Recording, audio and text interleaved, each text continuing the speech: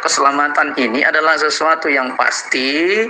Ya, kalau dalam perjanjian lama dikatakan bahwa keselamatan itu melalui ketaatan kepada hukum Taurat. Dalam Ulangan 30 nomor 15 sampai 16, Allah berkata kepada bangsa Israel, perhatikanlah pada hari ini aku mengadakan atau menghadapkan kepadamu kehidupan dan keberuntungan, kematian dan kecelakaan. Dengan cara apa engkau diperintahkan pada hari ini untuk mengasihi Tuhan Allahmu, dengan hidup menurut jalan yang ditunjukkannya, dengan berpegang pada perintah, ketetapan dan peraturannya, maka engkau akan hidup dan bertambah banyak, dan Tuhan Allahmu akan memberkati engkau di negeri kemana engkau masuk untuk mendudukinya. Jadi dalam hukum Taurat, keselamatan itu adalah sesuatu yang pasti bila umatnya melakukannya. Lalu kemudian di dalam perjanjian lama atau hukum Taurat juga, keselamatan itu melalui pertobatan ya, dan kembali kepada Allah adalah tema penting dalam PL. Nabi-nabi sering memanggil umat Israel untuk bertobat dari dosa-dosa mereka. Contoh dalam 2 Tawarik 7:14, Allah berjanji, dan umatku yang atasnya namaku disebut merendahkan diri, berdoa, mencari wajahku, lalu berbalik dari jalan-jalannya yang jahat, maka aku akan mendengar dari surga, mengampuni dosa mereka serta memulihkan negeri mereka. Jadi keselamatan itu melalui pertobatan. Nah, jadi kalau dalam perjanjian baru atau ya setelah Yesus menjadi juru selamat ke dunia, keselamatan itu melalui iman di dalam Yesus Kristus ya. Di dalam Yohanes 3:16, karena begitu besar kasih Allah kan dunia ini sehingga Ia telah mengaruniakan anak yang tunggal supaya setiap orang yang percaya kepadanya tidak binasa melainkan beroleh hidup yang kekal. Ya, percaya itu beriman kepada Yesus. Lalu kemudian yang kedua, keselamatan itu adalah anugerah, bukan hasil usaha manusia ataupun karena perbuatan baik ya. Keselamatan adalah anugerah Allah dan bukan hasil usaha manusia. Efesus 2 ayat 8 sampai 9 menyatakan, sebab karena kasih karunia kamu diselamatkan oleh iman, itu bukan hasil usahamu tapi pemberian Allah, itu bukan hasil pekerjaanmu, jangan ada orang yang memegahkan diri. Ya, kemudian yang berikutnya adalah keselamatan itu juga melalui pertobatan ya. Keselamatan juga melibatkan pertobatan dari dosa dan menerima pengampunan dari Allah. Dalam Kisah Rasul 2:38, bertobatlah dan hendaklah kamu masing-masing memberi dirimu dibaptis dalam nama Yesus Kristus untuk pengampunan dosamu, maka kamu akan menerima karunia Roh Kudus. Jadi keselamatan itu juga pertobatan. Dan yang keempat, yang namanya keselamatan itu adalah harus dilakukan atau dijalani dengan hidup yang baru. 2 Korintus 5:17, jadi siapa yang ada dalam Kristus, ia adalah ciptaan baru, yang lama sudah berlalu, sesungguhnya yang baru sudah datang. Jadi kalau sudah menerima Yesus selamat, gak boleh hidup dalam dosa. Kalau hidup dalam dosa, itu berarti dia belum hidup baru, makanya disebut dosa, berdosa ya. Jadi orang Kristen, wah sekali selamat terus berdosa terus, nggak ada itu Pak Ustadz ya. Keselamatan itu berkelanjutan atau sustainable salvation. Dalam Filipi 2 ayat 12-13 mengatakan, karena itu tetaplah kerjakan keselamatanmu dengan takut dan gentar, sebab Allah lah yang mengerjakan dalam kamu baik kemauan maupun pekerjaan menurut kerelaannya.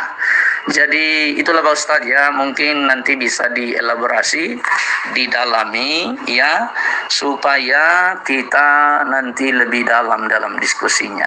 Demikian Pak Ustadz dari saya. Teman-teman di YouTube gimana suaranya? Masa saya nggak pakai echo loh, serius. Saya nggak pakai echo. Bentar ya Pak Pendeta ya. Silakan. Gak pakai echo gimana? Suaranya gimana? Kok ada echo-nya? Suaranya mantul. Baik. Bentar ya. Bentar ya Pak Pendeta ya. Ya nggak apa-apa Pak, silakan. Anda diatur aja dulu. Bentar. Iya, ini suara dari mana gitu? Suara dari alam barjah kali. Kok tiba-tiba ada suaranya laptop saya? Sebentar ya teman-teman. Kok bisa gitu loh. Yaudah teman-teman yang di YouTube pindah ke TikTok dulu ya. Mau saya restart dulu ini komputer saya gitu ya. Oke. Oke.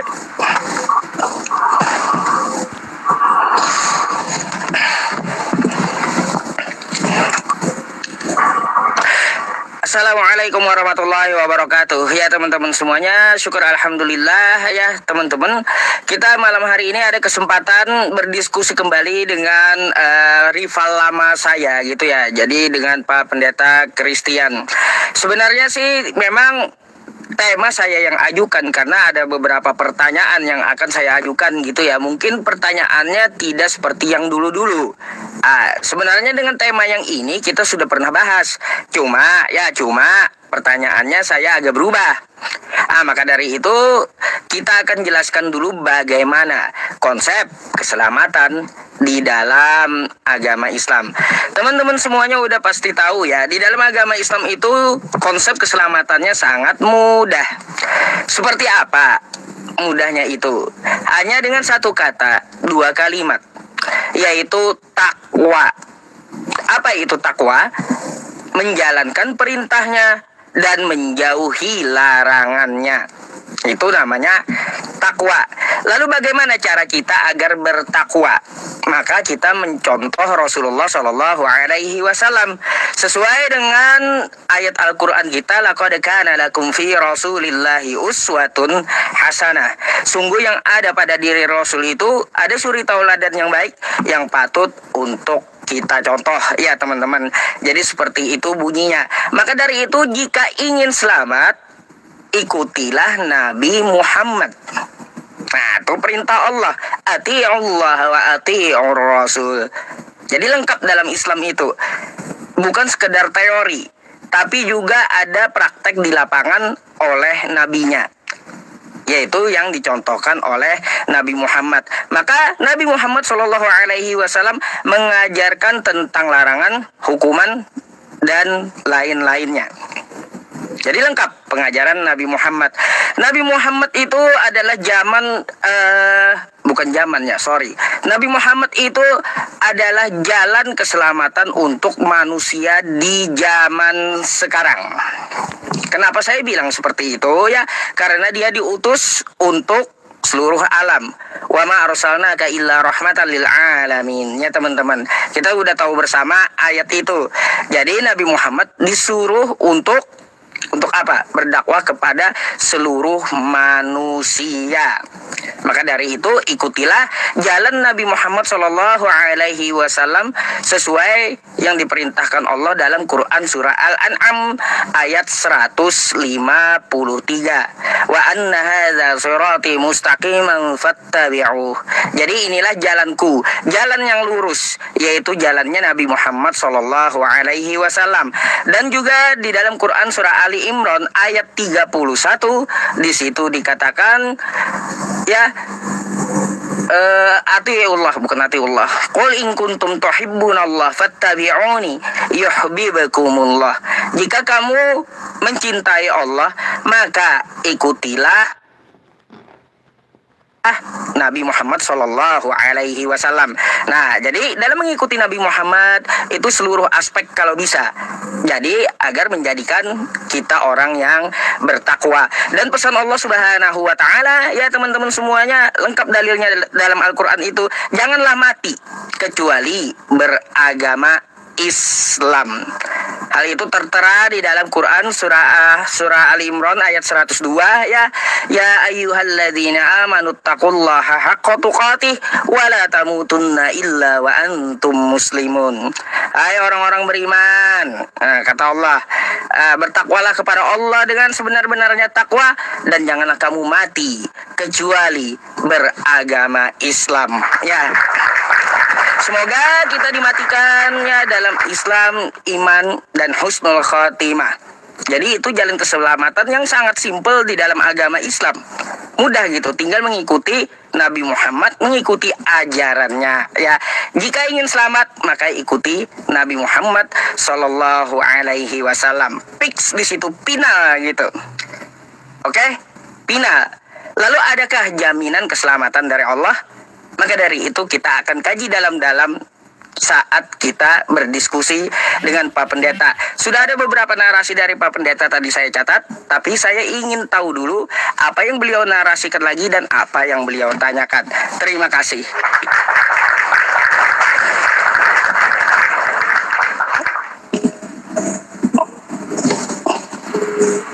Baik, terima kasih Pak Ustadz Yusuf sudah memaparkan bahwa keselamatan itu ya. Baik, saya yang kirim waktunya atau Pak Ustadz saya kirim Pak Ustadz ya.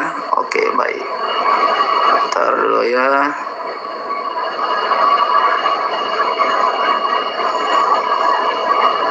Kok belum bisa Pak Ustadz ini waktunya? Silakan coba Pak Ustadz. Oke, baik, saya terima. Ya, iya. Jadi Pak Ustadz tadi sudah menjelaskan ya bahwa keselamatan itu adalah bertakwa. Ya, bertakwa, dan dikatakan ya tadi Al-An'am 153 dan Al-Imran 31. Ya, jadi mengikuti Rasulullah Shallallahu Alaihi Wasallam.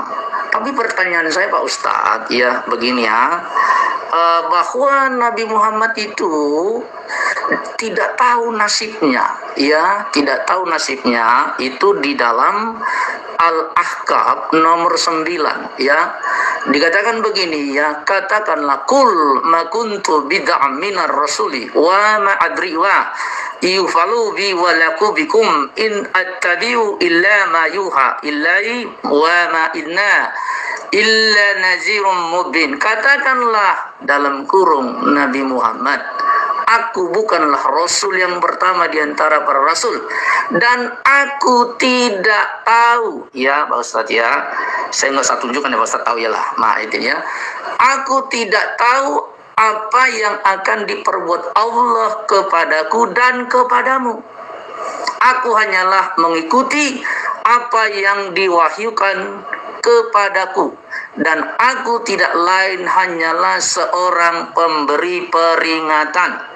Jadi kalau Pak Ustadz tadi mengatakan supaya kita selamat kita mengikuti baginda Rasulullah, ya kalau mengikuti baginda berarti kita sama saja nggak tahu nasibnya, nggak tahu kita selamat apa tidak ya. Jadi tidak ada jaminan keselamatan dan mengikuti Rasulullah. Bahkan jelas di situ dikatakan aku hanyalah mengikuti apa yang diwahyukan kepadaku, dan aku tidak lain hanyalah seorang pemberi peringatan. Tidak ada di sini di Al-Ahqaf ini baginda Rasul itu selamat. Bahkan dikatakan aku tidak tahu apa yang akan diperbuat Allah kepadaku dan kepadamu. Nah ini clear nih bahwa keselamatan tidak ada mengikuti Rasulullah, tidak ada. Bahkan ini sudah berulang kali ya di dalam Maryam 71 ya, ini ayat favorit bahwa keselamatan ini nggak ada dalam Islam, itu nggak ada Pak Ustadz. Maaf Pak Ustadz ya, nggak ada. Ya, dikatakan begini Pak Ustadz, di dalam Maryam 71 ya kan, jelas di situ ya, dikatakan wa in minkum illa wariduha kana ala rabbika hatman maqdiya, dan tidak ada seorang pun daripadamu melainkan memasuki. Di sini ada wariduha ya, kita lihat ya, wariduha itu bukan mendatangi tapi memasuki. Saya tunjukkan dulu kepada Pak Ustadz ya, masih ada waktu teman-teman ya. Coba saya balikkan dulu kamera saya ya Pak Ustadz ya, gini. Coba kita lihat ya, apa itu wariduha nih, coba ya. Wariduha ini ya, nih wariduha ya, ini bukan artinya mendatangi nih, tapi ini memasuki. Coba ya, jadi kita copy, kita buktikan, kita masukkan di Google Translate nih ya, apa itu wariduha. Ini coba kita klik di sini, lalu kita paste ke sini nih ya. Aceh gitu ya. Kemudian ini kita hapus dulu nih Pak Ustadz ya. Nah, masuk wariduha nih, wariduha artinya masuk.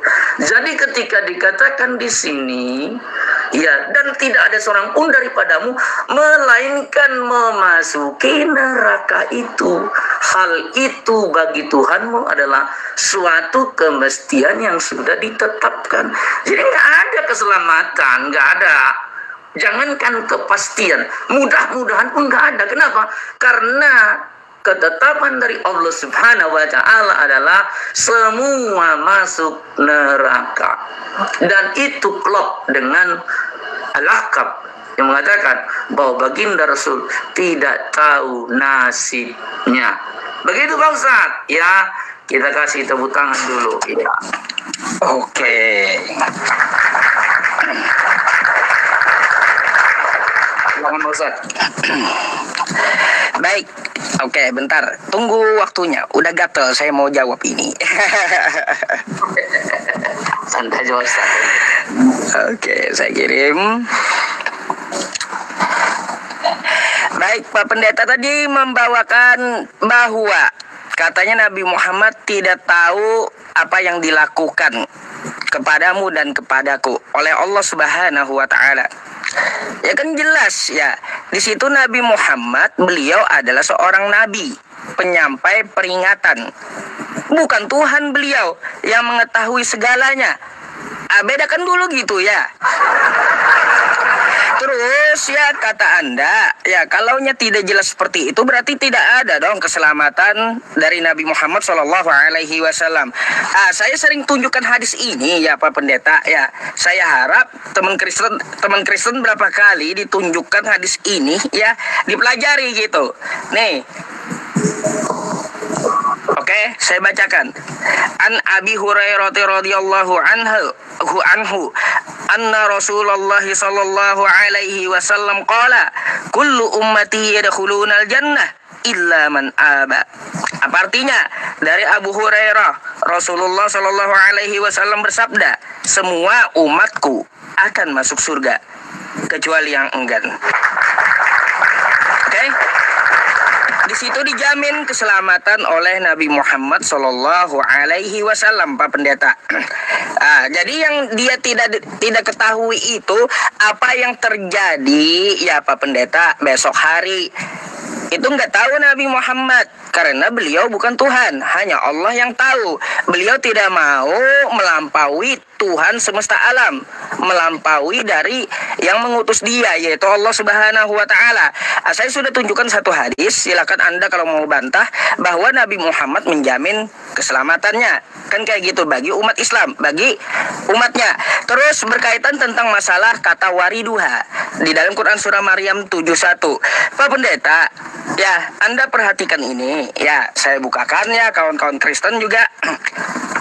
Ini wajib kita jelaskan dulu ya teman-teman, biar tidak terjadi syubhat. Di sini dikatakan ya Maryam 71. Nih saya bukakan. Maryam 71. Wa in minkum illa wariduha kana ala rabbika hasman maqdiya. Di sini wariduha. Dan tidak ada seorang pun di antara kamu yang tidak mendatanginya neraka. Hal itu bagi Tuhanmu adalah suatu ketentuan yang sudah ditetapkan. Lalu Pak Pendeta pakai Google Translate. Sebenarnya kata wariduha ini ya itu bisa beberapa arti Pak Pendeta. Bisa melewati, bisa mendatangi, sesuai konteks. Karena dia kalimat atau kata mustarok dalam bahasa Arab. Jadi satu kata bisa beberapa arti dalam bahasa Indonesia. Kalaunya masuk Pak Pendeta, ya bahasa asli Arabnya adalah dakhala. Nah gitu, dakhala, masuk. Kalau wariduha ini belum tentu masuk. Dia menuju ke arah masuk tapi belum tentu masuk. Begitu maksudnya. Coba kalau Anda ingin pergi ke laut, apakah Anda masuk laut? Kan gitu. Anda ingin ke laut, kata Anda. Apakah Anda masuk laut?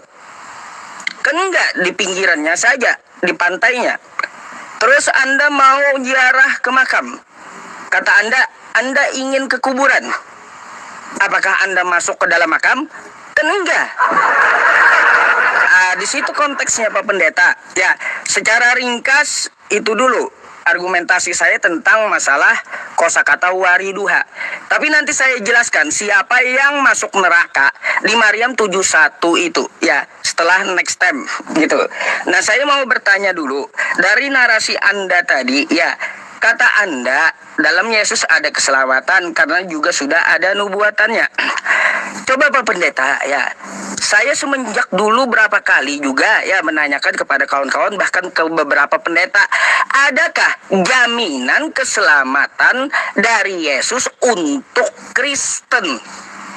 Ya, sekali lagi, ya, konteksnya yang saya tanyakan secara tekstual tertulis, adakah jaminan keselamatan dari Yesus untuk Kristen? Silahkan tolong dicarikan di Bible Anda. Saya tidak minta yang lain ya, bukan untuk semua orang, bukan, tapi khusus untuk Kristen. Silakan.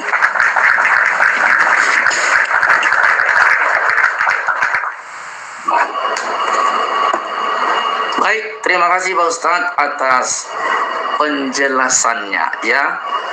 Baik, saya yang kirim waktu atau Pak Ustadz ya? Oke, saya terima. Baik, ya.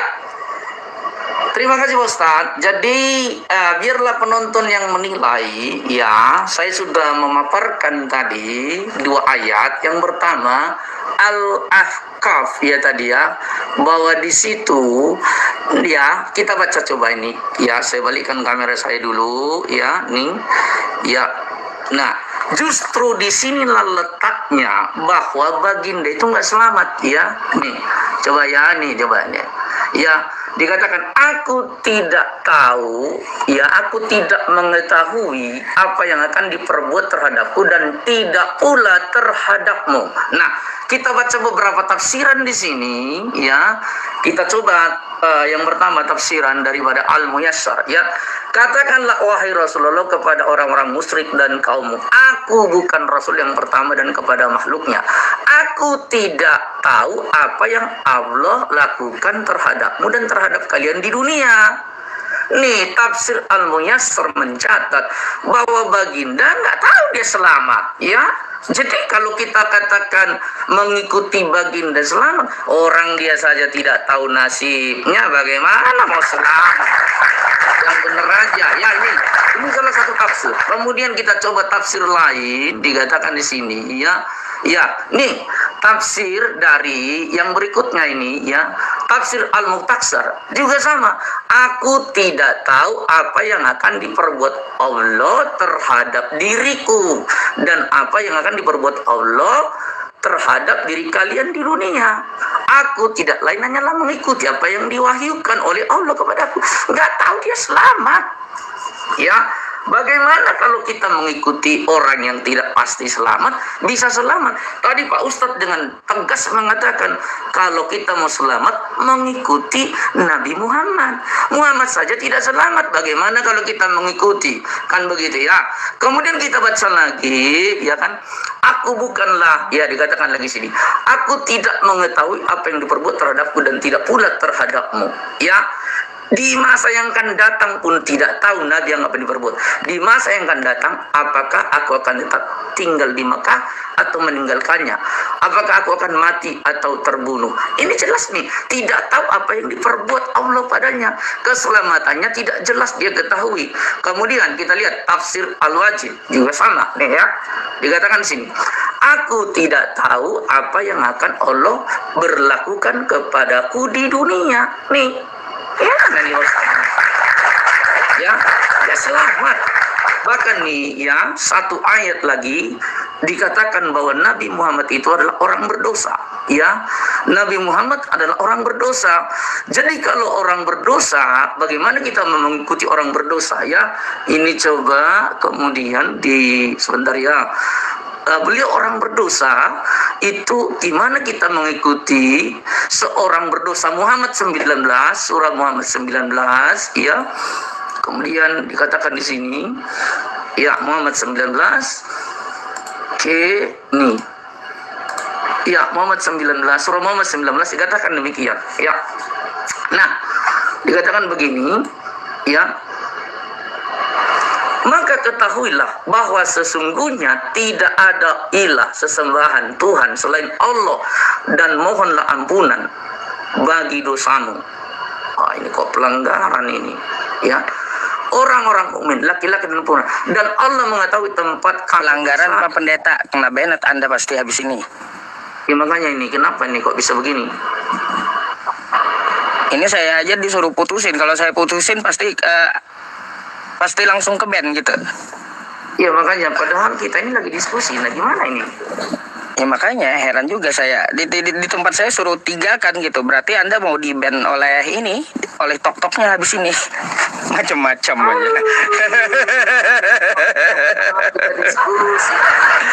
Coba aja ini saya putus ya Pak Pendeta. Langsung hilang Anda dari TikTok. Langsung dimatikannya live-nya nanti. Makanya nih nggak tahu nih gimana ya. Kok atau kita coba dulu, kita ulang nanti. Boleh, coba dulu. Oke, saya putus dulu ya. Ya, coba. Pelanggaran dia. Pelanggaran. Tadi disuruhnya. Nah, kan dimatikan TikTok kan dia. Saya nggak salah, pasti dimatikan TikTok dia live-nya. Aduh, dimatikan TikTok tuh. Kalau saya tinggalkan, saya bilang pasti live Anda dimatikan oleh TikTok. Ya itu ada penghujatan, mungkin dinilai oleh TikTok sensitif gitu ya, meskipun membacakan. Ya kita akan jawab dulu ya teman-teman dari yang dia katakan tadi ya, biar tidak menjadi syubhat. Katanya ya teman-teman semuanya di Quran surah Al-Ahqaf, Nabi Muhammad ada lagi nih. Bisa Pak Ustaz. Tadi hilang loh. Iya bisa nih. Saya pikir dimatikan TikTok hilang tadi. Bisa Pak Ustaz. Bisa. Oke, lanjut. Iya. Kenapa peringatan? Ya makanya itu heran juga. Aneh banget. Padahal kita lagi menjelaskan, tidak ada narasi-narasi juga kita yang berlebihan. Ya saya lanjutin Pak Ustaz ya. Jadi kembali lagi, saya selesaikan aja Pak Ustaz ya sedikit ini. Jadi dikatakan di dalam surat mohon maaf Muhammad nomor 19 di situ ya kan, bahwa dikatakan mohon ampunlah bagi dosamu ya, dan bagi dosa orang mukmin. Beliau baginda itu adalah orang berdosa. Bagaimana kita mengikuti beliau yang orang berdosa?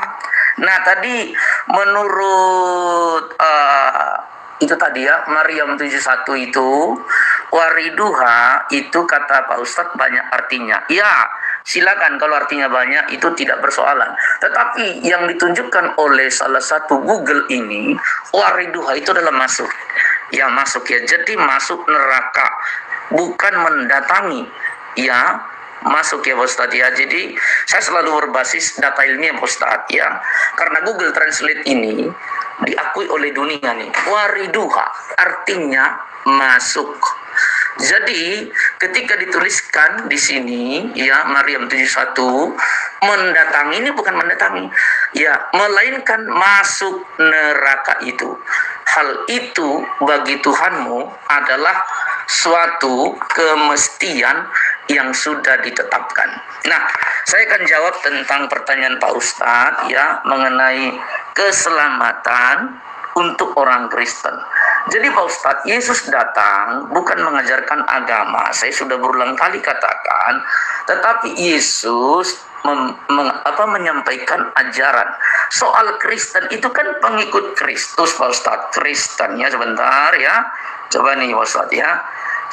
Kita buka di dalam Kisah Para Rasul 11 ya. Ya. Nah, kemudian ini Oh, Satya saya tunjukkan kepada Pak Ustadz. Jadi, nah ini Pak Ustadz, original teksnya dikatakan begini. Kai euron, iya, kai euron egagen auton eis Antiochian, egeneto de autos niaton, olon sunaxtekan te eklesia kai didaksai oxlon ikanon krematisai te proton en Antiochia stous matetes Kristianos. Nih, ada matetes Kristianos adalah murid Kristus atau pengikut Kristus. Jadi Kristen itu sebenarnya awalnya bukan agama, tapi pengikut Kristus, ya. Jadi ketika dikatakan keselamatan bagi orang Kristen, ya keselamatan bagi murid Kristus dikatakan dalam Kisah Para Rasul 4 ayat 12, ya. Kisah Para Rasul 4 ayat 12. Nih, dikatakan begini, kai o estin en allo odeni e soteria autegar onoma estin oteron ya autoton auranon to de domenon en anthropois en hodei sotenai hemas. Dikatakan di sini soteria, nih, soteria, keselamatan. Tidak ada keselamatan di dalam siapapun selain dalam dunia, selain di dalam Yesus. Dia nih, sebab di bawah kolong langit ini tidak ada nama lain yang diberikan kepada manusia yang olehnya kita dapat diselamatkan, ya. Jadi keselamatan itu hanya di dalam Yesus Kristus. Orang Kristen adalah murid Kristus, pengikut Kristus, maka wajib diselamatkan. Tetapi kalau mohon maaf pengikut Rasulullah tidak ada jaminan keselamatan. Bahkan beliau adalah orang berdosa yang harus diampuni dosanya. Ya, begitu Pak Ustadz, ya. Jadi saya sudah menjawab. Keselamatan hanya di dalam Yesus Kristus. Siapa itu Kristen? Kristen adalah berasal dari kata Kristos, pengikut Kristus. Ya, saya kira itu penjelasan saya. Jadi mohon Pak Ustadz, ya, bahwa wariduha itu masuk Pak Ustadz, ya, bukan yang lain-lain. Jadi memasuki neraka itu nabi orang berdosa tidak diselamatkan. Demikian.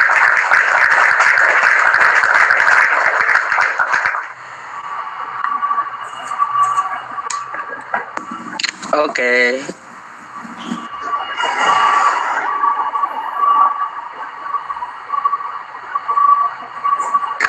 Silakan Pak Ustadz. Belum muncul? Oh belum ya, oke. Tep layar teman-teman, tadi kita kena peringatan padahal kita berdiskusi dengan baik.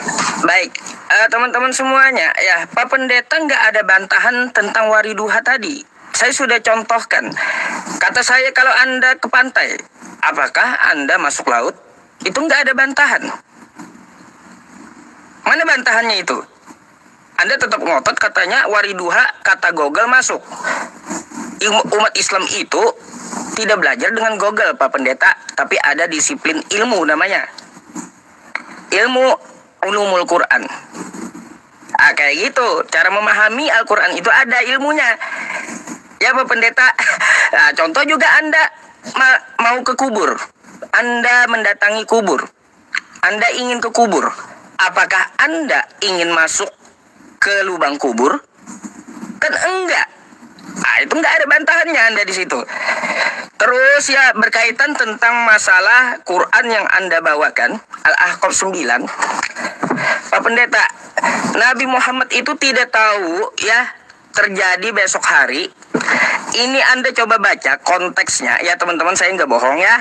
Al-Ahqaf 9 yang dibawakan oleh Pak Pendeta. Di sini ada percakapan Nabi nih ya. Percakapan Nabi seperti apa? Dengan orang siapa? Nah, nih. Bentar ya teman-teman.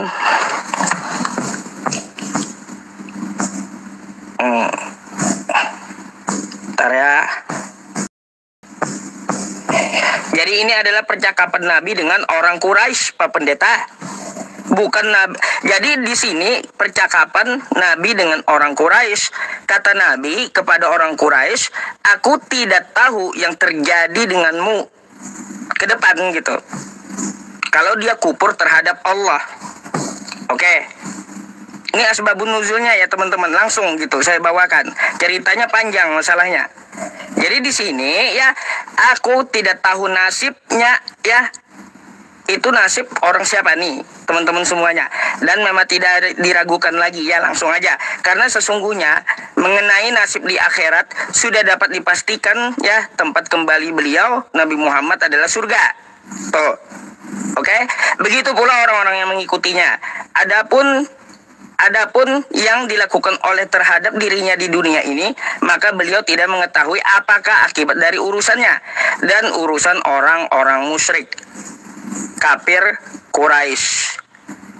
Jadi Nabi Muhammad itu nggak tahu apa yang akan Allah perbuat terhadap kafir Quraisy. Oke? Bukan Nabi Muhammadnya yang kagak jelas. Bacalah yang betul gitu ya. Aduh, Pak Pendeta bawa Quran tapi kok nggak dibaca gitu loh asbabnya. Jadi tidak mengetahui itu ya, dari hadis tersebut kita dapat simpulkan gitu, Nabi Muhammad bukan Tuhan. Hanya Allah yang mengetahui bagaimana nasib orang-orang Quraisy itu. Oke, dah berkaitan pula dengan jawaban Anda. Kata Anda tidak ada tuh di dalam kekristenan tertulis secara tekstual. Tapi Yesus bukan bawa agama. Kan gitu. Kalau begitu, apakah Anda mau membantah ayat Anda yang ini? Matius 5 nomor 20. Maka aku berkata kepadamu, jika hidup keagamaanmu tidak lebih benar daripada hidup keagamaan ahli-ahli Taurat, orang-orang Farisi, sesungguhnya kamu tidak akan masuk dalam kerajaan sorga. Ini Yesus bawa agama apa, Pak Pendeta? Dia ngomong sama muridnya. Bawa apa agama yang dibawa Yesus ini? Yesus kagak bawa agama, kata Anda. Dia aja menegur murid-muridnya, jika hidup keberagamaanmu, berarti ada agama Yesus. Diajarkan Yesus tentang agama murid-muridnya itu. Makanya saya tagih Anda, di mana tertulis kalau agama yang diajarkan Yesus itu adalah Kristen, maka saya akan minta gitu kepada Anda secara tertulis juga bahwa Yesus menyelamatkan umat Kristen secara tekstual. Itu yang saya minta dengan Anda dari tadi, Pak Pendeta ya. Nah, ini ada nambah nih ya pertanyaannya. Ini agama apa yang dibawa Yesus? Oke, tolong jelaskan dulu sama saya yang ini, baru saya lanjut untuk menanggapi. Ya, gak apa-apa, silakan. Baik, terima kasih Pak Ustadz. Ya, baik ya. Ya, silakan waktunya Pak Ustadz. Oke.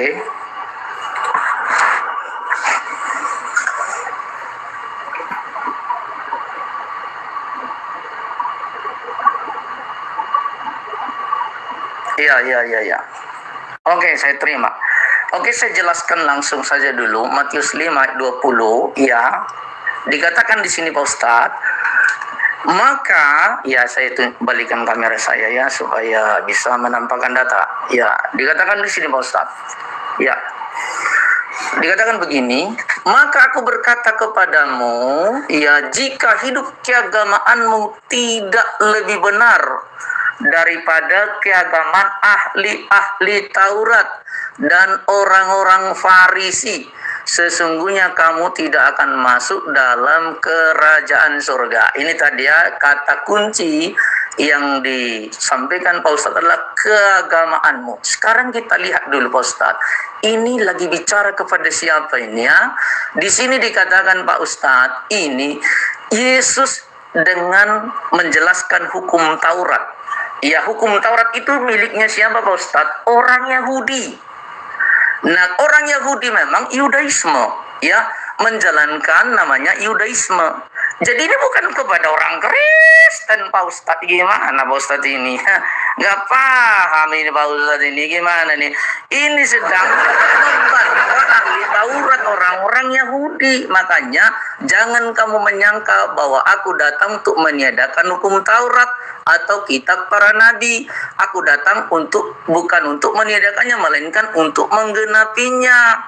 Makanya dikatakan di sini ya 20 ya, jika hidup keagamaanmu, karena di Taurat itu Yudaisme, orang-orang Yahudi itu kan Yudaisme, ya agamanya namanya Yudaisme.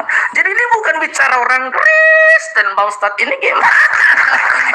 Aduh, Pak Ustadz. Makanya saya ajari cara baca Alkitab ya. Mohon maaf Pak Ustadz ya, saya agak jok sedikit ya. Nih, makanya dikatakan Lego garhumin hoti ean me periseuse endidakayosune humon pleion ton gramateon kai grapisayon on me eiseteite esten basileyan ton uranon. Ini sedang bicara kepada orang-orang Yahudi. Orang Yahudi itu agamanya namanya Yudaisme, bukan bicara kepada Oten. Makanya belajarlah kepada saya Pak Ustadz. Saya ya mohon maaf ya, saya bisa mengajari Bapak Ustadz nih lebih pintar. Ini selalu dibawa untuk menyerang orang Kristen. Ini bukan, ini sedang bicara kepada ahli Taurat orang Farisi Yahudi. Nah, parimantahan Pak Ustadz tidak ada kepada saya, ya kan, bahwa Nabi itu orang berdosa. Bagaimana kita mengikuti orang berdosa bisa masuk surga? Ya nggak bisa dong.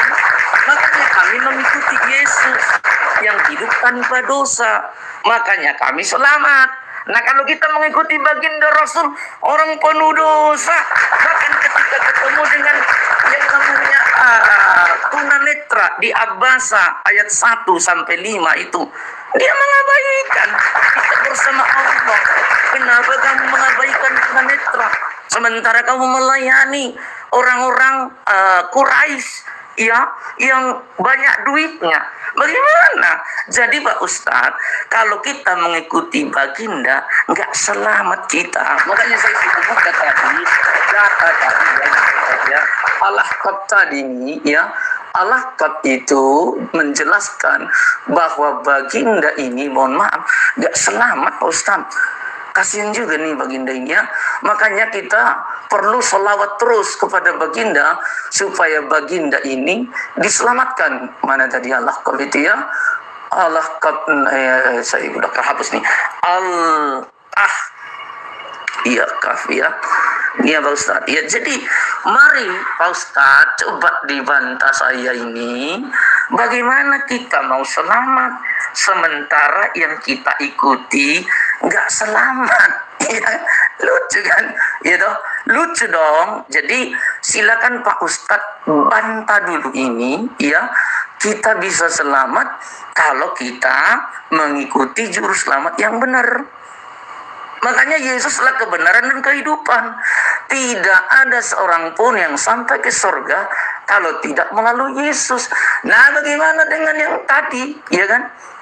Dia, nih, coba nih ya, saya ulang sekali lagi, surat Muhammad nomor 19, ya. Ampunan bagi dosamu, nih. Maka ketahuilah, ampunan bagi dosamu. Beliau penuh dosa. Silakan Pak Ustaz. Iya, tunggu waktu. Mari ya Pak Ustaz ya, tepuk tangan dulu buat Pak Ustaz dulu. Aduh. Pak Pendeta, saya kocak. Saya itu ketrigger dari tadi dengan perkataan Anda. Ngapain mengikuti orang yang kagak selamat? Kan kayak gitu. Gimana dia mau menyelamatkan? Betul Pak Pendeta. Gimana kita mau mengikuti Tuhan yang kagak selamat dari tentara Romawi makhluknya? Kan gitu. Apalagi mau menyelamatkan orang lain. Diri sendiri dia kagak selamat. lalu ingin menyelamatkan orang lain. Mustahil kata Anda. Kan gitu tadi. Ngapain mengikuti orang yang tidak selamat? Kan gitu. Macam mana pula? Ketrigger saya, teman-teman ya. Coba ngapain kita ngikutin orang yang kagak selamat? Kagak selamat, dirinya aja kagak selamat gitu. Itu perkataan Anda sendiri tadi, dari tadi saya perhatikan. Terus juga ya tentang masalah Matius 5 nomor 20 tadi. Anda bilang di situ bukan Kristen, tapi Yahudi. Tepuk tangan saya. Kenapa saya bilang tepuk tangan? Artinya Yesus tidak mengajarkan Kristen, enggak. Dan itu Anda akui gitu loh. Itu bukan Kristen kata Anda, Yahudi. Lalu ngapain Anda jadi Kristen gitu loh? Gitu loh Pak Pendeta. Saya malah setuju dengan narasi Anda. Di Matius 5 nomor 20 itu bukan Kristen tapi Yahudi kata Anda. Sepakat saya. Sepakat gitu. Lalu ngapain Anda jadi Kristen? Sedangkan Yesus mengajarkan Yahudi, agama Yahudi.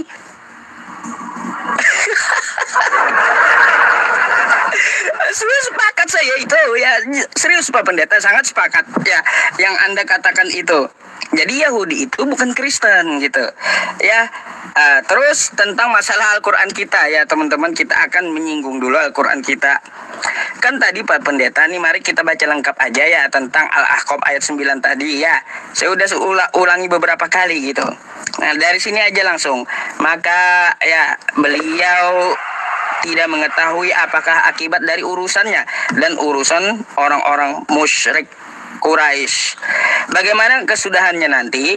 Apakah mereka akan beriman ataukah mereka tetap pada kekafirannya? Akibatnya mereka akan diazab dan dimusnahkan. Jadi Nabi Muhammad itu tidak tahu nanti nasib orang Quraisy, bukan nasib dirinya. Kalau nasib dirinya udah dibilang nih, dia di surga ya. Mengenai ayat ini, karena sesungguhnya mengenai di akhirat sudah pastikan ya tempat beliau kembali nih ya. Nih, tempat Nabi Muhammad kembali, beliau adalah nih surga. Gimana? Tempat Nabi sudah di surga, pasti beliau tahu gitu, tempat beliau di surga. Tapi beliau nggak tahu nasib kafir Quraisy ke depannya, apakah mereka diazab atau masuk neraka. Nggak tahu Nabi Muhammad. Kalau Nabi Muhammad tahu dia tempatnya nih di surga ya, tertulis Al-Ahqaf 9 nih. Oke Pak Pendeta. Aduh. Jadi Al-Ahqaf 9 itu bukan masalah nasib Nabi Muhammadnya yang tidak diketahui, tapi nasib kafir Quraisy. Di situ dikatakan di tafsirnya ya, Nabi Muhammad ke tempatnya adalah surga. Udah dapat dipastikan gitu. Lalu orang Quraisy kayak gimana? Gak tahu Nabi Muhammad itu nasibnya orang Quraisy kayak gimana. Apakah nanti beriman atau tidak? Kan kayak gitu. Makanya banyak kali yang dipatahin udah. Cuma saya tadi agak ini aja Pak, agak lucu dengan narasi Anda gitu. Makanya saya dengarkan betul-betul. Ngapain ngikutin ya yang tidak selamat? Alih-alih mau menyelamatkan, selamat aja kagak. Itu saya sangat sepakat itu. Yesus kan kalau kita lihat sejarahnya, dia tidak selamat dengan tentara Romawi. Nggak bisa diikuti ya, karena apa? Dia kagak selamat, dirinya aja kagak selamat, gimana mau menyelamatkan Kristen? Nggak ada juga pula tertulis bahwa Yesus menjamin surga untuk Kristen. Aduh, silakanlah Pak Pendeta ya.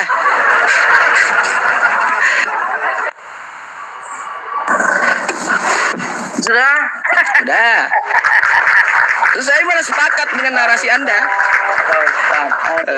Saya memang senang karena Pak Ustadz ini lucu ya. lucu Pak Ustadz ini, ada memang ya. Baik, jadi Pak Ustadz sama sekali tidak menyinggung bahwa baginda itu orang berdosa. Nih, tidak disinggung ini ya sama sekali ya. Nih, gimana kita mau selamat mengikuti orang berdosa? Ini sama sekali nggak disentuh Pak Ustadz. Mungkin Pak Ustadz malu atau gimana ya? Nih, ini nggak disentuh ini. Surat Muhammad ini ya. Muhammad nomor 19. Maka ketahuilah bahwa sesungguhnya tidak ada ilah selain Allah, dan mohonlah ampun bagi dosamu. Nah, nih, baginda berdosa ini, dan bagi dosa orang-orang mukmin, laki-laki dan perempuan. Dan Allah mengetahui tempat kamu berusaha dan tempat kamu tinggal. Nih, Pak Ustaz, ya, baginda ini berdosa. Gimana kita mau selamat mengikuti pendosa? Aduh, Ustaz. Ya, coba kita lihat tafsirnya ya. Ketahuilah wahai Nabi bahwa tidak ada Tuhan sesembahan yang hak kecuali Allah. Maka mohonlah ampun kepada Allah atas dosamu. Nih, berdosa. Pendosa. Kita ikuti selamat. Waduh, ini ya. Dan mohonlah ampun kepada Allah atas orang-orang mukmin.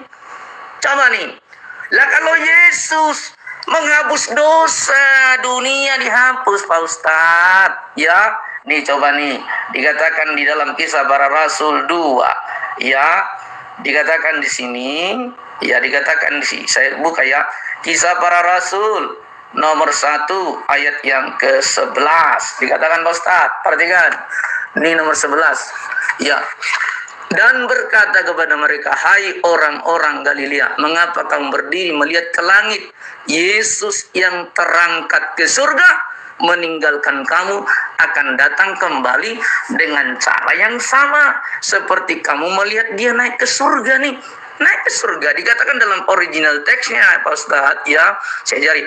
Oi kai eipon Andres Galilea ti estekate embla pontes heiston uranon autos ho yeso ho apaleteis ak humon eiston uranon autos eliatesai on tropon eteaseste auton poreumenon eiston uranon. Yesus naik ke surga. Bagaimana abang bilang atau Pak Ustadz bilang dia nggak selamat dari negara Roma? Emang orang Roma menyalibkan dia, tapi dia setelah mati bangkit pada hari yang ketiga. Ini Pak Ustadz. Nah kalau baginda bagaimana kita mengikuti sampai sekarang nggak tahu nasi? Ya. Umat Islam bahkan Allah masih bersolawat untuk Nabi supaya Nabi selamat. Al-Ahzab 56. Nah kalau Yesus nih naik ke surga, terangkat ke surga, ya uranon autos ho Yesus, oh apal teteis, ya nih ini dong, apaleteis, ya naik ke surga, Pak Ustadz. Makanya ya memang betul disalibkan oleh Romawi, tapi Yesus mengalahkan maut. Coba jelaskan dulu kepada saya, kenapa baginda itu berdosa, pendosa kita ikuti. Bagaimana kita mau selamat mengikuti pendosa? Coba dijawab Ustadz ya. Mohon dijawab dulu, dijelaskan dulu kenapa mengikuti pendosa. Bahkan di dalam Al-Ahzab 56 Allah dan para malaikat bersolawat untuk Nabi. Solawat itu apa? Doa. Berdoa supaya Nabi apa? Selamat. Coba. Bahkan umat Islam sampai hari ini, detik ini, terus diajak, diperintahkan oleh Allah bersolawat untuk Nabi, berdoa untuk Nabi. Supaya apa? Supaya selamat. Enggak selamat-selamat. Begitu Pak Ustaz. Jadi saya bicara dengan data Pak Ustaz ya. Coba ditanggapi dulu ya di surat yang tadi, surat yang mengatakan bahwa baginda itu berdosa ya. Surat ya ini coba dibahas Muhammad nomor 19 nih. Gimana dia harus mohon ampun bagi dosanya dan juga dosa orang-orang mukmin. Gimana kita mau selamat mengikuti pendosa? Ustaz. Oke.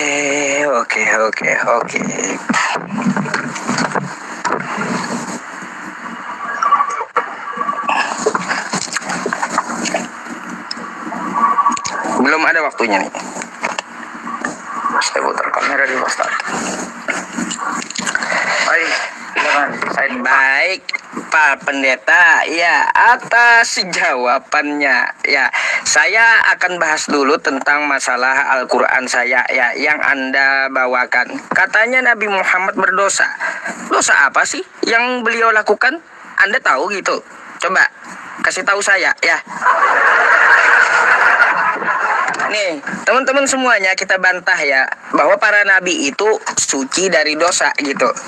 Terjaga kemaksumannya. Ya, saya bukakan aja langsung. Pendapat ya yang mengatakan bahwa para nabi terjaga dari dosa-dosa besar, ya bukan dosa kecil, adalah pendapat mayoritas ulama di semua kelompok. Oke? Tuh ya, para nabi sepakat. Ya Pak Pendeta, nggak ada dosa nabi itu, nggak ada. Maksum beliau, nggak ada dosa beliau. Tuh saya kasih udah ya. Anda dapat baca di kitab Imam Ibnu Taimiyah tuh ya.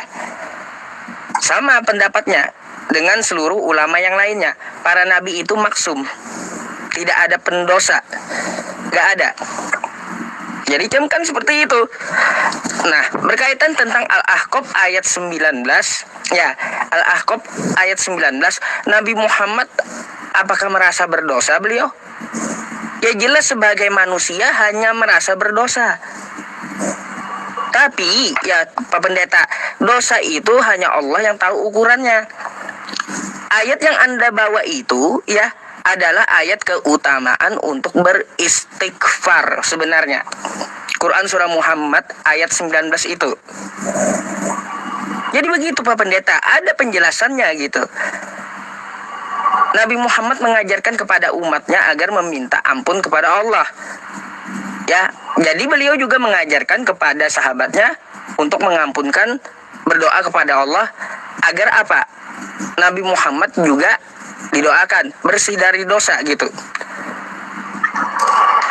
Oke? Heran saya loh teman-teman.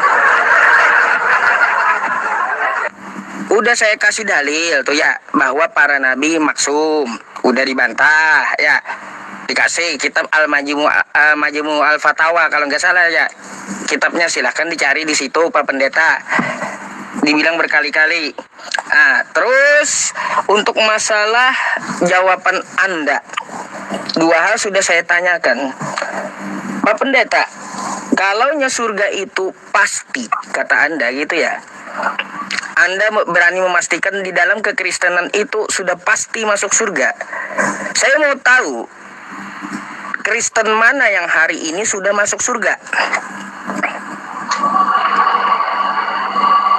Hah? Coba, yakin banget kan gitu? Pasti masuk surga. Hari ini Kristen mana yang sudah masuk surga? Lalu Anda menjelaskan tentang Yesus yang ke surga. Pak Pendeta, itu kan bahasa dari bahasa Yunaninya Oranon. Anda aja baca Oranon. Anda yang belajar Yunani, ya Yunani pasti paham apa itu Oranon. Jangan kagak jujur gitu. Jangan kagak jujur. Itu bukan paradiso, ya. Tapi Oranon. Oranon itu langit. Paradiso adalah surga. Jadi Yesus itu naik ke langit, nggak sampai ke surga. Makanya saya tanya dulu kepada Anda, ya, kalaunya pasti di Kristen itu siapa yang hari ini sudah ada di surga? Itu dulu dah. Coba Anda carikan. Jangan menggembar-gemborkan tapi nggak ada bukti, hayalan semata gitu. Ngambang. Ya betul, ngambang gitu loh, ya. Aduh, jadi jangan sampai ngambang. Coba buktikan sama saya. Kalau di Kristen itu pasti, siapa Kristen yang hari ini pasti di surga gitu? Nah, itu tolong Pak Pendeta ya dijawab apa yang saya sampaikan tadi. Terus juga ya, masalah yang Anda kupas sebelumnya itu saya sepakat. Jadi kita nggak perlu untuk mengulang ke belakang gitu ya Pak Pendeta. Kata Anda itu bukan Kristen tapi Yahudi. Anda belum jawab. Ngapain Anda jadi Kristen kalau Yesus bawa agama Yahudi, bukan agama Kristen? Coba dijawab, silakan.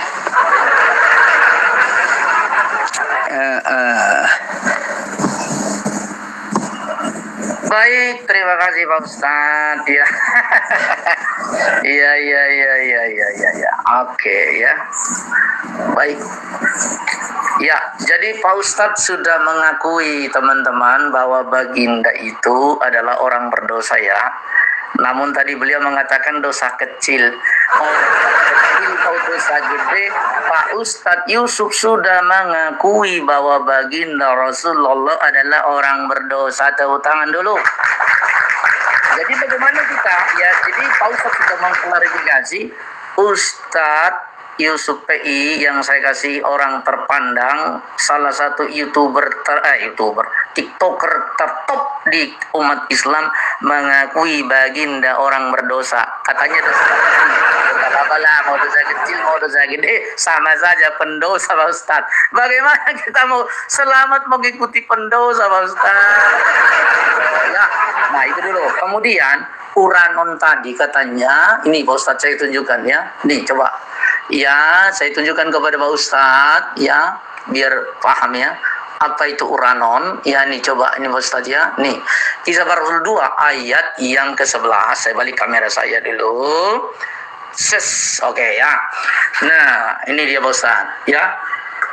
Ini dikatakan nih Uranon ya. Kita lihat Uranon. Oke, ya.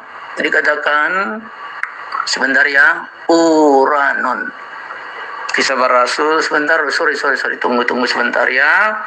Saya akan buktikan kepada Pak Ustadz bahwa Uranon itu adalah sorga. Oh sorry, Kisah Para Rasul 1 ayat 11, salah kutip Pak Ustadz, sorry Pak Ustadz ya.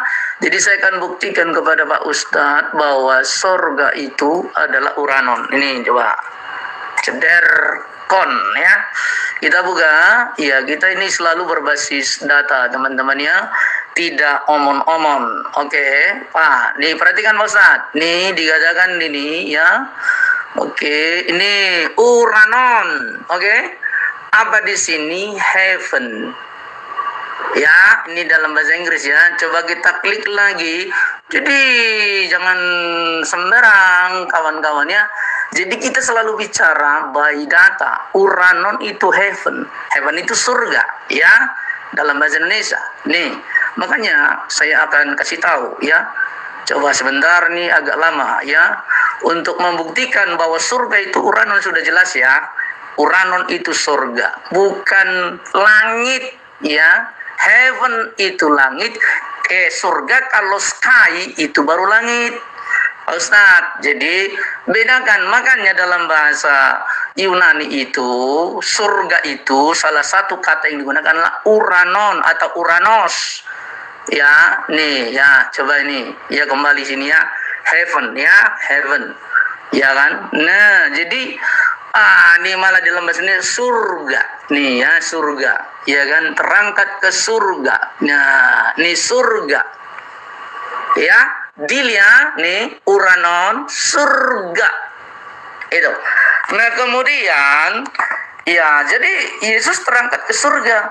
Nah, siapa orang Kristen yang masuk ke surga? Saya sudah katakan tadi bahwa Yesus tidak membawa agama, tapi Yesus membawa pengajaran ya.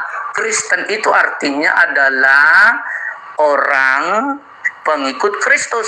Nah, siapa orang Kristen yang sudah masuk surga? Kita coba lihat ya. 2 Korintus 12 ayat 2. Coba ya. Coba 2 Korintus 12 ayat yang kedua. Dikatakan di sini nih ya. Oke. Kita perhatikan, saya balik lagi kamera saya. Ya, oke ya. Perhatikan. Aku nih kata ya, aku kata Rasul Paulus. Rasul Paulus itu adalah pengikut Kristus atau Kristen ya.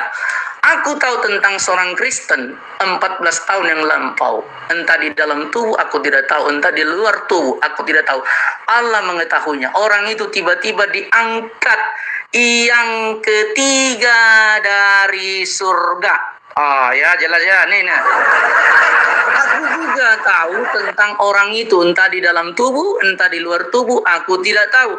Allah yang mengetahui. Ia tiba-tiba diangkat ke Firdaus. Nah, Firdaus juga surga. Dan ia mendengarkan kata-kata yang tak terkatakan, yang tidak boleh diucapkan manusia. Jeder, jadi ya, orang Kristen masuk surga nih. Paulus masuk surga. Nah, begitu Pak Ustadz. Coba buktikan kepada saya Muhammad masuk surga. Itu sekarang, silakan.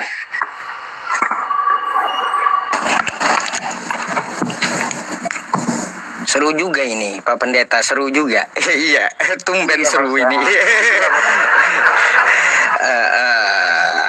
Panas data, panas by data ini. Lanjut dulu. Biar penonton pintar Pak Ustadz. Ya, silakan Pak Ustadz, silakan. Baik, pertama-tama Pak Pendeta, saya agak bingung dengan Anda. Katanya saya mengakui Nabi Muhammad itu berdosa. Tadi kalimat saya seperti itu nggak ada. Tapi yang saya tampilkan kepada Anda tadi itu adalah hadis kemaksuman para nabi, seluruh nabi. Gitu, termasuk Nabi Muhammad. Maksum itu apa? Dijaga dari dosa gitu. Nggak ada narasi saya mengatakan bahwa Nabi Muhammad itu berdosa, nggak ada sama sekali. Ya, nih, kalau kita melihat sekali lagi, ya, sekali lagi, ini dalilnya, ya. Pendapatnya mengatakan bahwa para nabi terjaga dari dosa-dosa besar, bukan dosa-dosa kecil, adalah pendapat mayoritas ulama di sekelompok. Bahkan itu pendapat mayoritas ulama ahli kalam seperti yang dikatakan Abdul Hasan.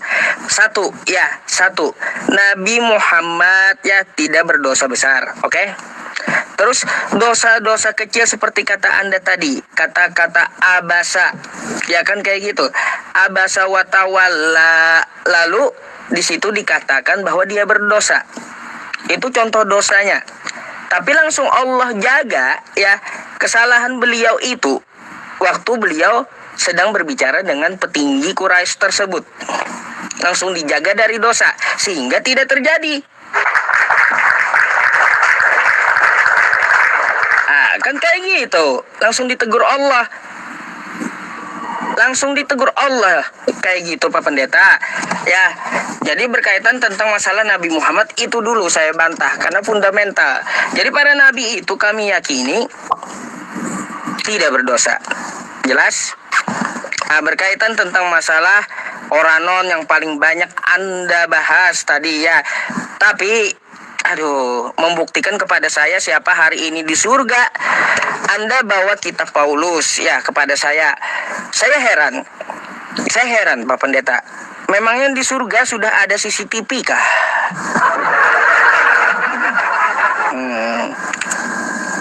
Kok bisa-bisanya itu yang tidak tahu dengan surga, bukan pemilik surga, Paulus itu. Lalu dia mengatakan dia udah diangkat ke Firdaus. Paulus ini lihat dari mana CCTV? Apa ya? Heran saya. Mungkin di surga itu ada CCTV gitu, sehingga si A, si B sudah masuk surga gitu kata Paulus gitu ya. Heran kan Pak Pendeta? Narasi Anda bikin heran gitu. Yang tadi saya sepakat, narasi ini yang bikin heran. Bukan bikin bingung, tapi bikin heran saya. Pak Pendeta. Aduh, macam mana pula? Kan kayak gitu. Nah, ini teman-teman semuanya, saya ada mencatat apa yang dikatakan oleh Pak Pendeta. Ya, katanya ya keselamatan itu pasti ya. Di surga Kristen yang sudah pasti. Ya, jadi dalam hukum Taurat di situ sudah dikatakan juga bahwa ajaran pertama kali itu adalah bertobat. Tetapi keselamatan di perjanjian baru, kata Pak Pendeta, ya keselamatannya itu pada Yesus. Saya, Pak Pendeta, mau tanya, kitab para nabi mana gitu ya yang mengajarkan menebus dosa, keselamatan itu ya dengan darah manusia gitu. Para nabi kan Anda jelaskan kepada saya itu adalah apa? Hewan. Kata Anda di perjanjian lama. Terus kotoran sapi kan gitu ada juga, sama kulit lembu. Nah, di situ korban penebus dosa. Ada kambing, domba lah pokoknya kayak gitu. Itu di zaman dulu penebus dosanya memakai hewan. Lalu nabi mana gitu? Atau kitab mana yang mengatakan dengan nubuatan menebus dosa itu dengan darah manusia, bahkan mati di tiang salib? Coba tolong carikan nubuatannya di mana itu keselamatan memakai darah manusia. Silahkan ya. Susah gitu ya, agak bingung saya jadinya.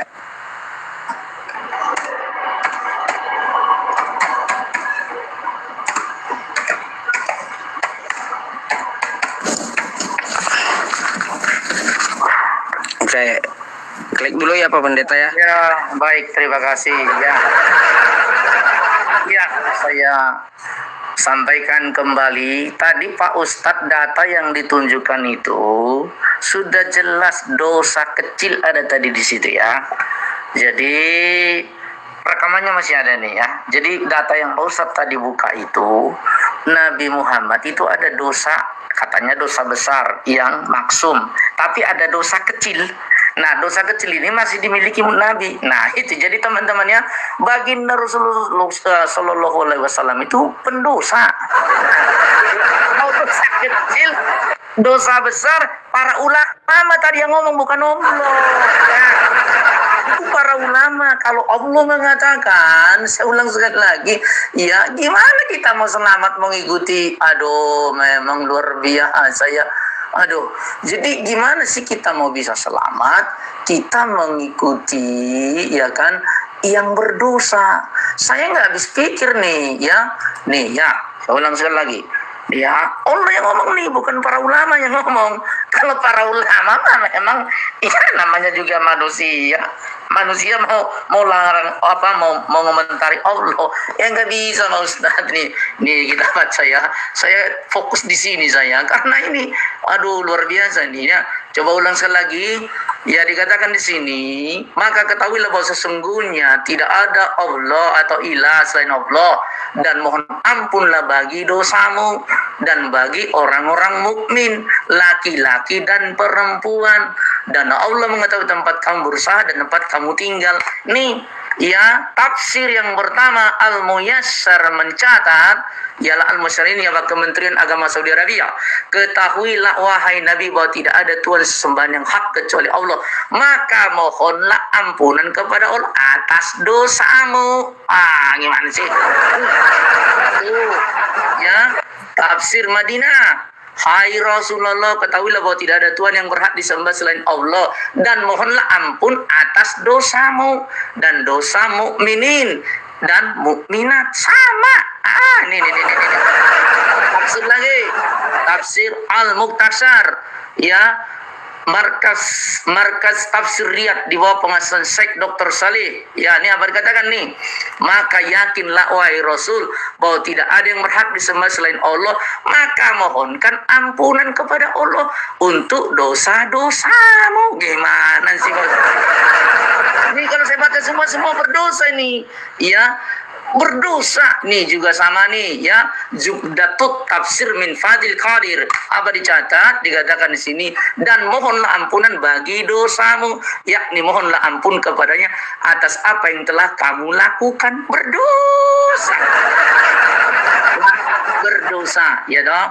Nah ini ya, jadi nggak bisa dibantah lagi. Baginda Rasul itu pendosa. Nah pertanyaan Pak Ustadz tadi dikatakan tadi kalau saya tidak lupa, ya nubuatan mana penebusan dengan darah? Ini sudah penebusan ya, tapi tidak apa-apa lah, agak lari sedikit dari tema ya. Ini sudah agak lari memang ya. Nah, penebusan itu dinubuatkan di dalam kitab sebentar ya Pak Ustadz karena mendadak tadi, kitab Yesaya kalau saya tidak salah, Yesaya 53. Coba ya, semoga tidak salah karena ini mendadak pertanyaannya ya teman-teman ya. Jadi harus dijawab juga ya kan. Kalau saya tidak salah ya, kalau salah mohon maaf Pak Ustadz, nanti saya carikan ya. Yesaya ya 53 kalau saya tidak salah. Coba saya buka. Dikatakan begini, kita mulai dulu ya. Oke, nih coba. Ya, kita baca mulai dari sini saja. Oke. Dikatakan mulai ayat yang kedua. Sebagai taruk, ya, ia tumbuh di hadapan Tuhan. Sebagai tunas dari tanah kering, ia tidak tampan dan semarak pun tidak, sehingga kita memandang dia. Ia dihina, ya kan, dan kesengsaraan, dan biasa menderita kesakitan. Ya, kemudian waktunya mau habis ya. Tetapi sesungguhnya penyakit kita yang ditanggungnya dan kesengsaraan kita yang dipikulnya. Padahal kita mengira kena tulah, dipukul dan ditindas Allah. Tetapi dia tertikam oleh karena pemberontakan kita. Ya, nih. Kemudian ganjaran yang mendatangkan keselamatan bagi kita ditimpakan kepadanya, dan oleh bilur-bilurnya kita menjadi sembuh. Bilur-bilurnya bagian dari darah penebusan Yesus. Itu dulu Pak Ustadz, nanti saya carikan ayat yang lain. Silakan.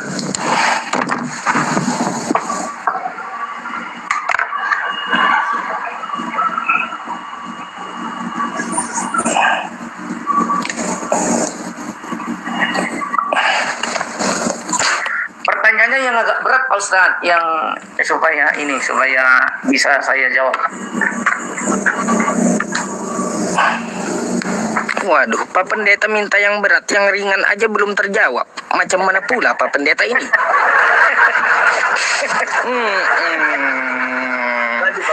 Iya teman-teman, aduh ya. Jadi kayak gini Pak Pendeta. Dari tadi saya tampilkan ya tentang Nabi Muhammad, kata Anda pendosa, kan kayak gitu. Yang jelas kan, pertama, kalau Anda menganggap pendosa bukan dosa besar, kan kayak gitu. Yang saya sampaikan di hadis tadi, di kitab tadi, ya, di kitab Majmu' Al-Fatawa tadi. Lalu, apakah Nabi mempunyai dosa-dosa kecil? Coba Anda sebutkan di mana dosanya. Rupanya Pak Pendeta teman-teman, ketika saya menjelaskan itu dia nggak paham gitu. Saya bilang tadi ya, para nabi itu adalah maksum. Apa itu maksum? Dijaga Tuhan, dijaga Allah dari berbuat dosa. Lalu Anda mencontohkan ke surah Abasa, dosa kata Anda. Kan kayak gitu. Contohkan dosa Nabi Muhammad itu seperti apa gitu. Kalau yang Abasa itu tidak terjadi karena langsung ditegur. Artinya Nabi Muhammad kalau tidak menerima tamu yang ingin belajar itu berdosa gitu.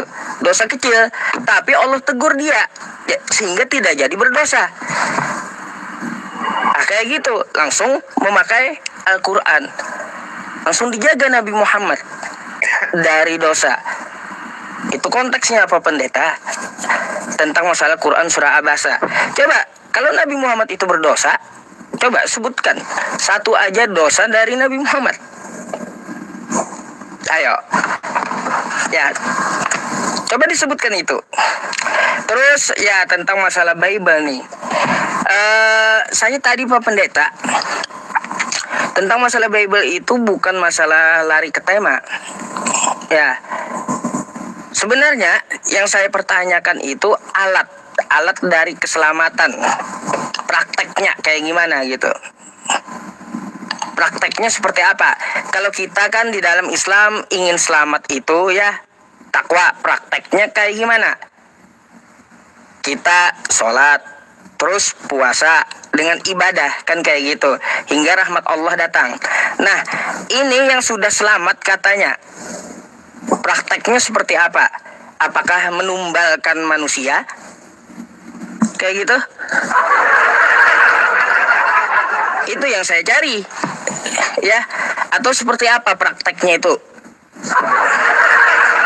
Jingkrak bisa jadi kan. Tapi yang saya khususkan dulu karena fundamental adalah penyalipan, ya.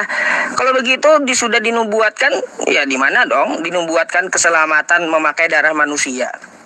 Anda juga tadi ya bahas masalah keselamatan di awal dengan tobat. Di zaman dulu dengan caranya seperti apa? Menyembelih lembu, korban bakaran. Supaya selamat.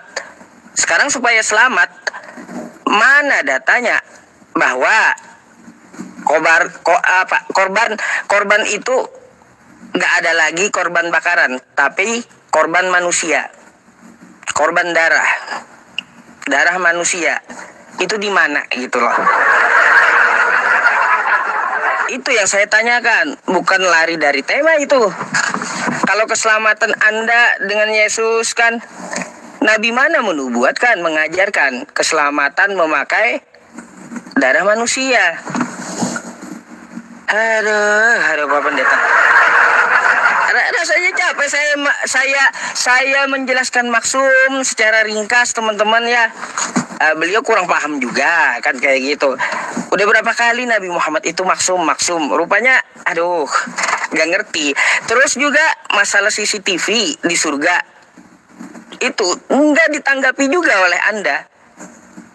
Itu Paulus dapat dari mana gitu? Apakah di surga udah ada CCTV sehingga Paulus bisa menyebutkan kayak gitu? Ayo. Heran betul. Oh iya, satu pembuktian ya. Nabi Muhammad katanya apakah masuk surga? Habis ini saya jawab ya. Saya lupa. Oke.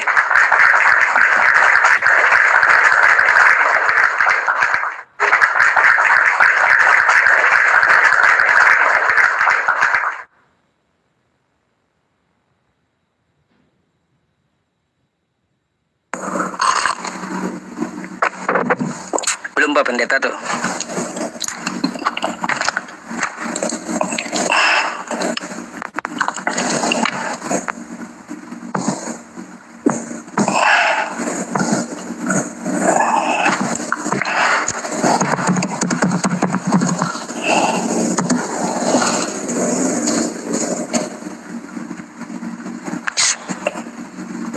Oh, mic-nya ya, sorry Pak Ustadz.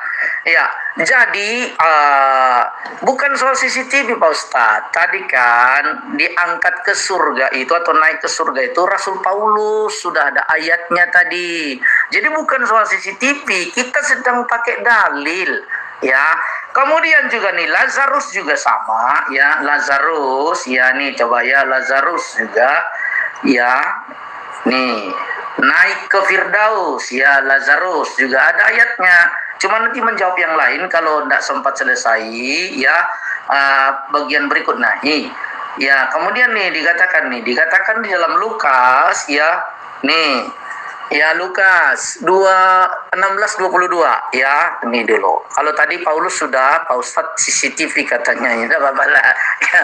Kemudian matilah orang miskin itu. Orang miskin itu siapa? Ini Lazarus, lalu dibawa oleh malaikat-malaikat ke pangkuan Abraham.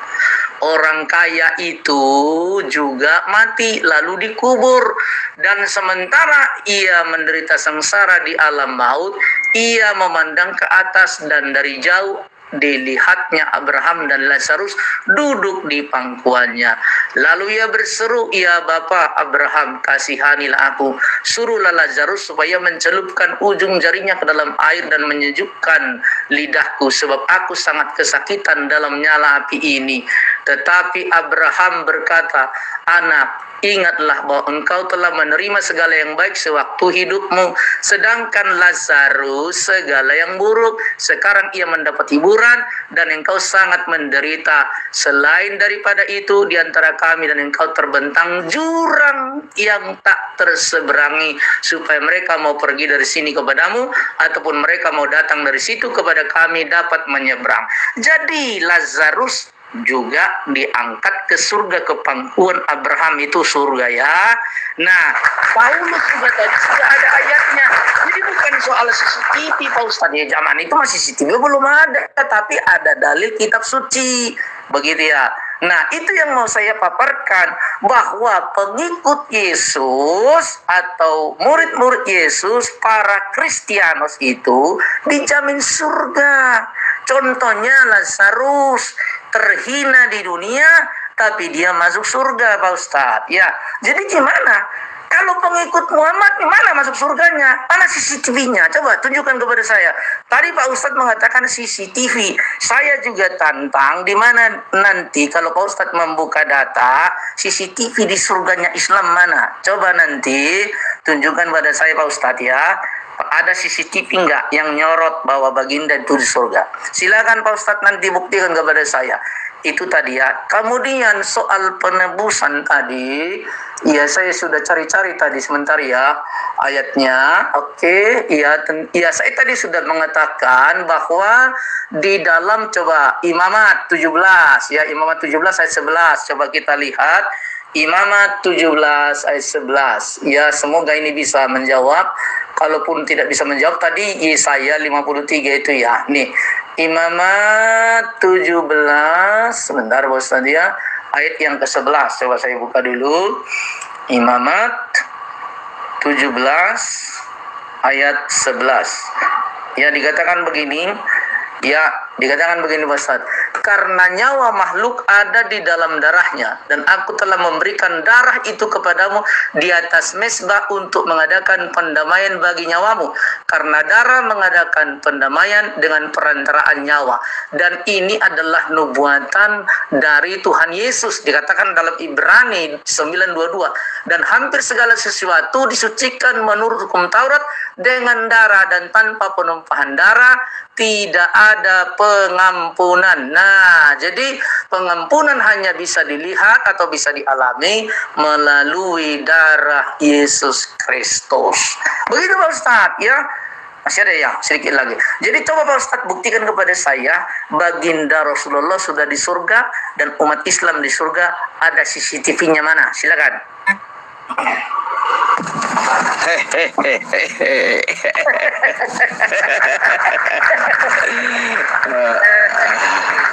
Silakan Pak Ustadz, silakan.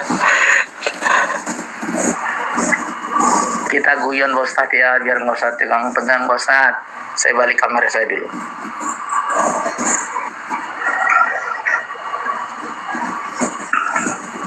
Nggak muncul nih? Belum, belum.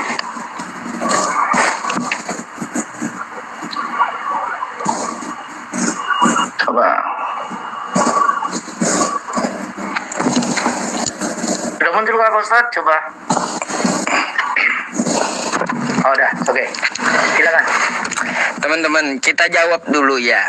Apakah di surganya Islam ada CCTV? Ya, seperti surga Kristen punya CCTV. Itu kan pengakuan Abraham toh ya. Pengakuan Abraham. Ya, gini. Coba kita lihat hadis ini ya teman-teman semuanya. Ya, ini sekalian saya menjawab juga ya hadis ini, bahwa Nabi Muhammad itu selamat. Ya, nih.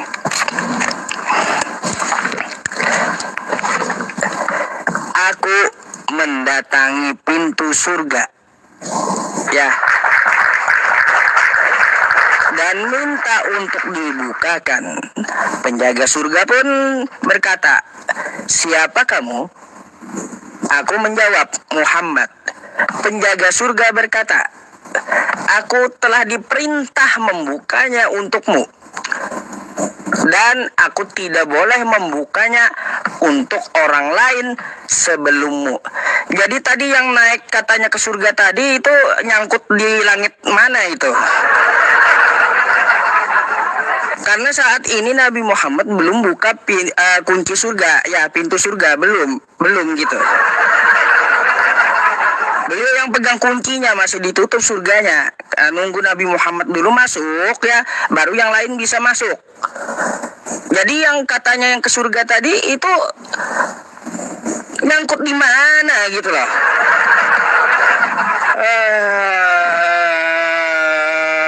Kan kayak gitu. Paulus ke surga, turun naik surga, Filipus ke surga.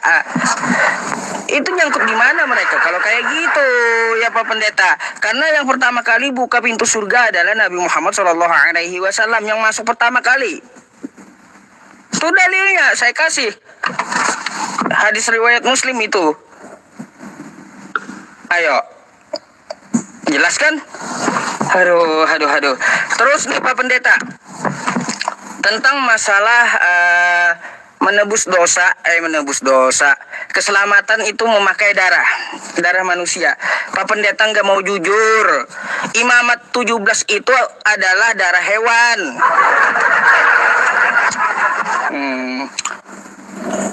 Nih ya, yang saya minta itu di mana dikatakan keselamatan pakai darah manusia. Kita baca aja perikopnya ya Pak Pendeta nih ya. Tempat menyembelih dan persembelihan korban. Imamat 17 kan? Ayat 11 kan? Tuh.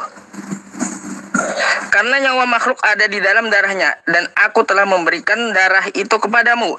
Ini Pak Pendeta ya, larangan makan darah. Aduh Pak Pendeta, bukan keselamatan lewat darah, bukan lewat darah. Keselamatan lewat darah ya,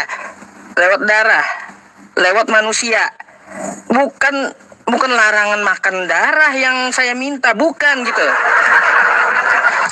Di sini Pak Pendeta ya, nih kalau kita baca ke bawah ini, dan setiap orang yang makan bangkai atau sisa binatang buas, baik ia orang Israel asli maupun orang asing, harus mencuci pakaiannya. Jadi ini adalah kagak boleh makan darah hewan. Aduh.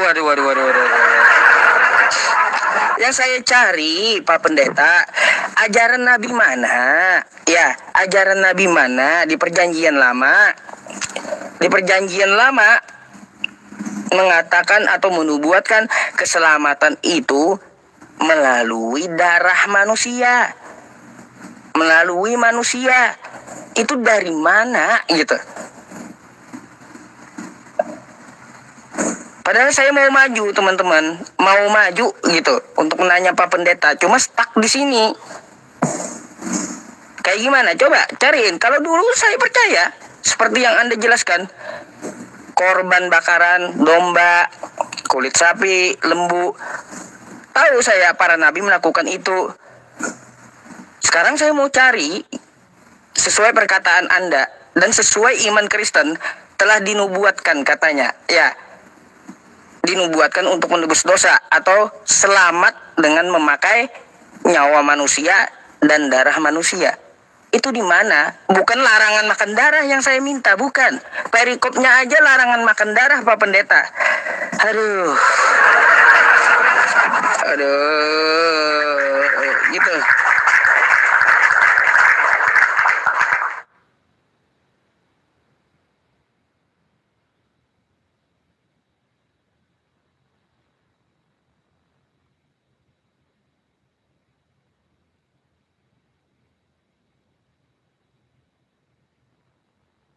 Ya sudah membagikan Yesaya, ya kan? Yesaya 53 tadi saya sudah sampaikan ya.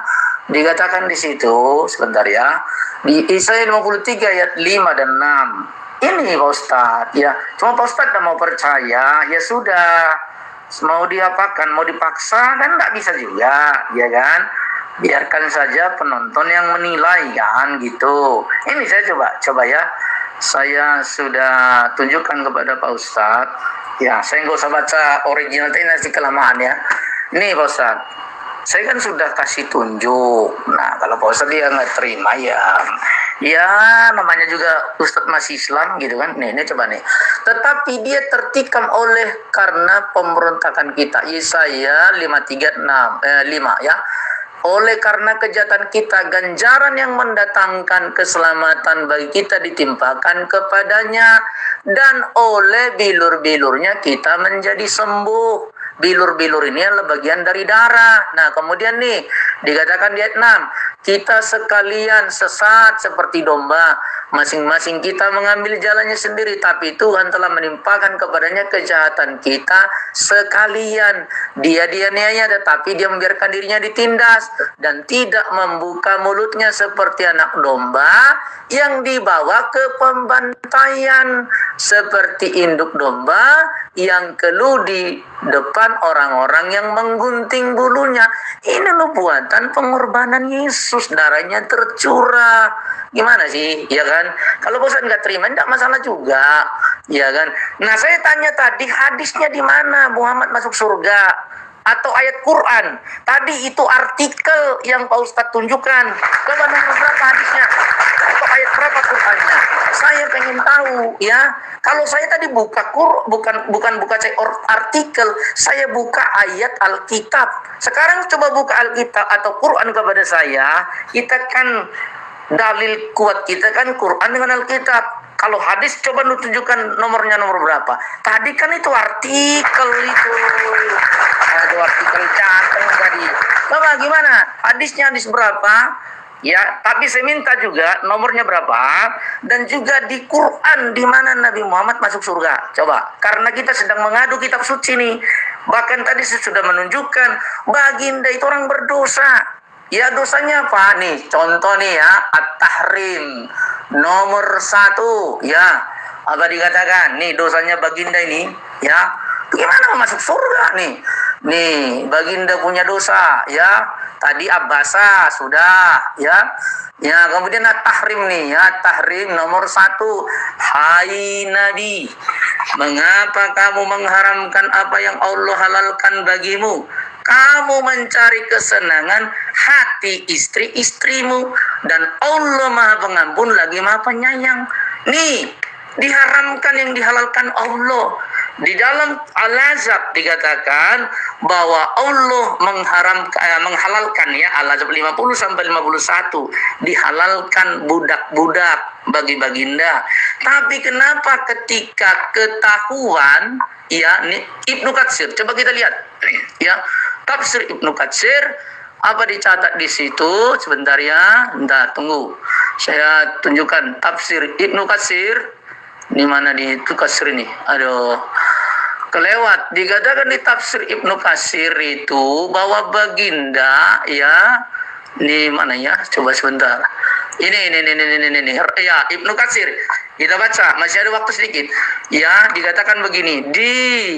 Maka Allah menurunkan firman, hai Nabi, mengapa kau mengharamkan apa yang Allah halalkan bagimu? Kamu mencari kesenangan hati istrimu hingga akhir hayat. Nih, ya. Diriwayatkan dari Anas bahwa Rasulullah mempunyai seorang budak perempuan yang beliau gauli.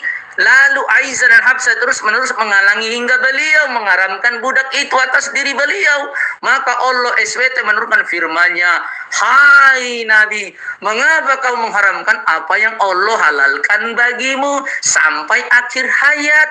Karena apa? Pendapat yang benar ini terkait pengharaman Nabi ya, diharamkannya Hafsah itu tidur padahal dia sudah gauli.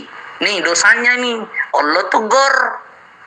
Dosa yang kedua nih, terbukti nih ya, bahwa baginda itu nggak masuk surga. Silakan.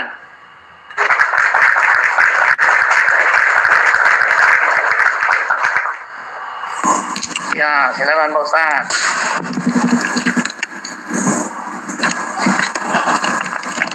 Sabar.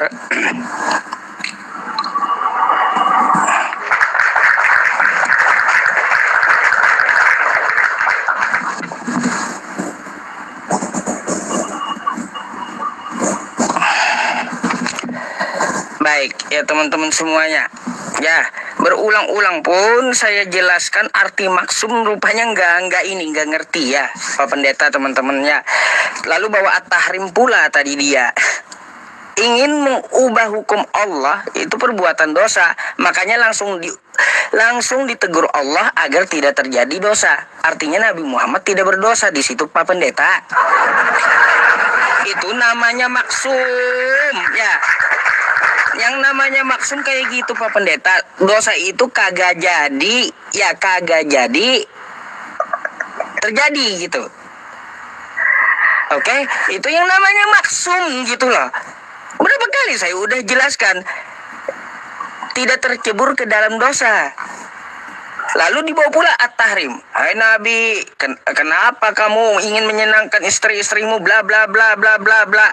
Di at-tahrim ayat 1 itu kan banyak saya tahu ceritanya ya tentang masalah itu, tahu. Tapi ini tentang masalah apa yang kita bahas ini? Tentang masalah keselamatan. Jangan lari dari tema. Oke? Itu dulu yang kita perlu bahas. Dari yang kita bahas ini gak usah kesana kemari. Pak Pendeta, tadi saya melihat Anda membawakan Yesaya juga ya.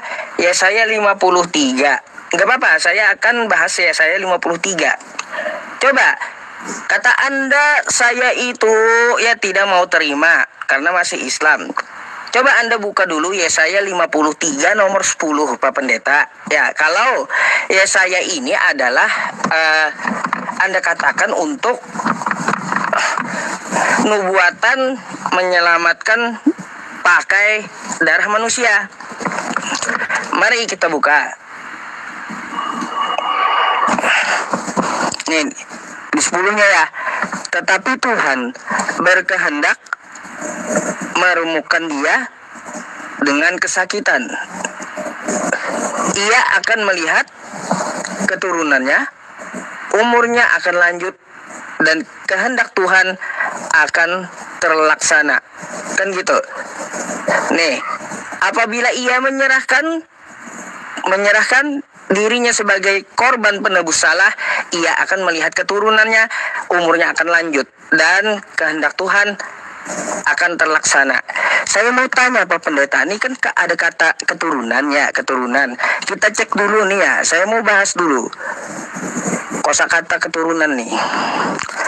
Nanti Anda ngeles bahasa asli pula, di kitab asli pula kata Anda. Nih sebentar ya. Nih ya, kita lihat ayat yang tadi ya kawan-kawan.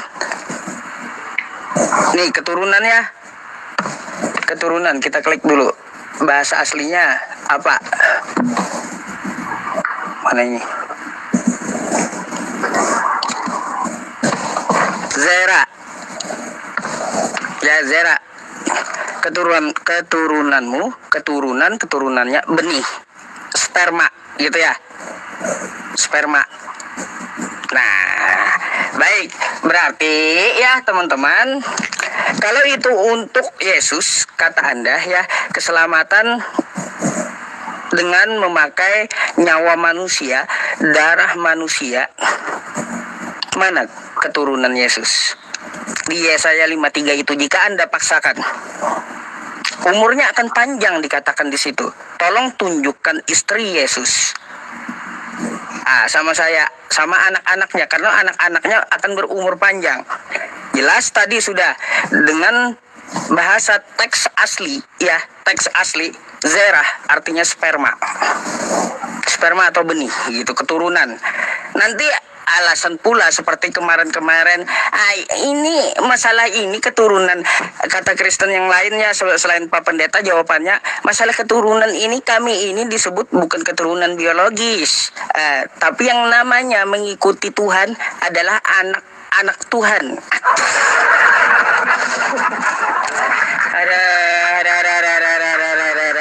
Bahasanya keturunannya, benihnya mana? apabila ya dia jadi penebus salah, maka dia akan melihat keturunannya dan umurnya akan panjang. Sekarang carikan ya istri Yesus mana, anak-anak Yesus mana, silakan.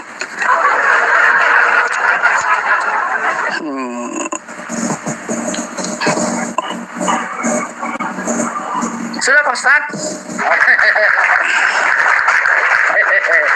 Ya. Lucu memang, Mbah. Lucu nih kawanku satu ini. Kalonnya. Baik. Ya. Baik, silakan waktunya Pak Ustaz. Ya. Jadi Pak Ustaz, tadi kan saya mengutip Yesaya 53 ayat 5 dan 6. Saya tadi tidak mengutip ayat 10. Kenapa Pak Ustadz jadi bawa ayat 10? Ya, saya tadi mengutip ayat 5 dan 6. Nih.